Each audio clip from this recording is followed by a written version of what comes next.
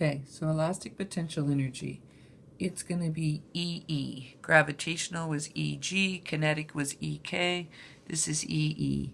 And it's the potential energy stored in anything that's stretched or compressed.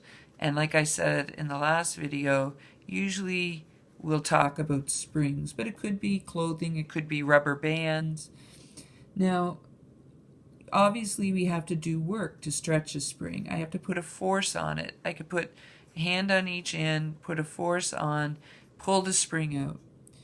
The more I pull the spring out, the more force I need to pull it out more. When you're first stretching something, it's easy, but the more you stretch it, the harder it gets to stretch. What that means is that the distance it's stretched is directly proportional to the force. If we were, and the same is true for compressed, if we were to draw a graph and put F here, and the stretched or compressed is usually X. Okay, so distance stretched or compressed. And so if we were to plot F versus X, it would actually be a straight line. Okay, so the more you stretch something, the more force you need to stretch it. This gives us an equation. F equals, remember, y equals mx plus b from math. Well, if it goes through 0, b is 0. Y is just f. On the x-axis is x. And the slope we call k. And that k is known as the spring constant.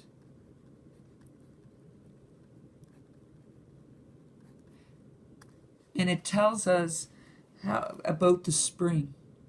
If the spring is like a spring from your click pin, like this one, the spring's not going to be very heavy duty. So it's not going to take very much force to stretch it. The K is going to be tiny. But if the spring is from the shocks in my car, it's going to be a much bigger spring, and it's going to take a lot more force to stretch it. So the size of the K will tell us about the spring and how easily stretched or compressed it is. This equation, F equals Kx, is known as Hooke's law. And it's the same Hooke as from biology, for those of you in biology. James, was that his first name maybe? You will often sometimes see it written as F equals minus Kx. The difference is this is the force that I put on it to stretch the spring when it's a positive. When it's a negative, this is what's called the restoring force. It's the spring, the force that the spring is putting on itself, trying to get itself back into its regular shape. It doesn't like being stretched or compressed. It's unhappy, so it tries to pull back. And it's that pulling back that causes it to move when I release it, right? Which is what shows us that it has elastic potential energy.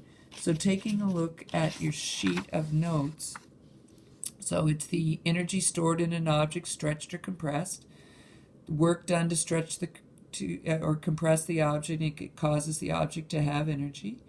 The amount it's stretched or compressed, the x, the amount, is directly proportional to the force applied. In the object, like a spring, usually exerts a force in the opposite direction. So here's the one that's the restoring force. Here's the one that is the force that I'm putting on to stretch it. The negative is because the restoring force is going in the opposite direction to the stretch. Here, when I put a force on it, it'll stretch it in the same direction, or it'll compress it in the same direction.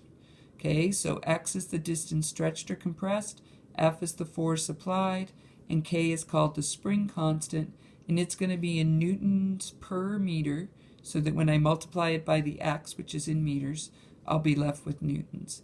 And the negative, again, means the force is in the opposite direction. Okay, flip the page.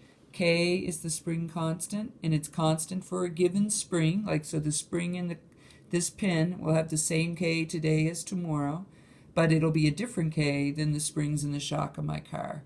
The stiffer the spring, the watt the K. Will it be bigger or smaller? Okay, so think of F equals Kx again. If K is bigger, that'll make F bigger, so this should be the bigger the K. All right? And just as a little side note, if you exceed what's known as the elastic limit, if you pull it too much, too far, it won't be able to restore itself, and you'll end up with a spring that looks like the slinky on my desk. It's been exceeded its elastic limit. It can't go back to its original shape. And everything that stretches has an elastic limit. When I was a kid, when my mother would wash our clothes, she would always stretch it widthwise. We were all really like stick thin, and she would stretch it widthwise, so then like my sister and I could both get in our tops because they'd be so wide, instead of stretching it lengthwise because we were always taller. But she would exceed the elastic limit of the clothes and they would just stay wide. I think it was her trying to get like the wrinkles out before she hung them on the line, but she was a little over exuberant. All right, in a lab, and hopefully we will do this lab, if you collect and plot, you'll get this straight line. When there's no force, then x should be 0. And as F increases, x will also increase. Okay? Now, if we take a look at this, though, this is not a constant force. And remember we said the work equation only works if the force is constant.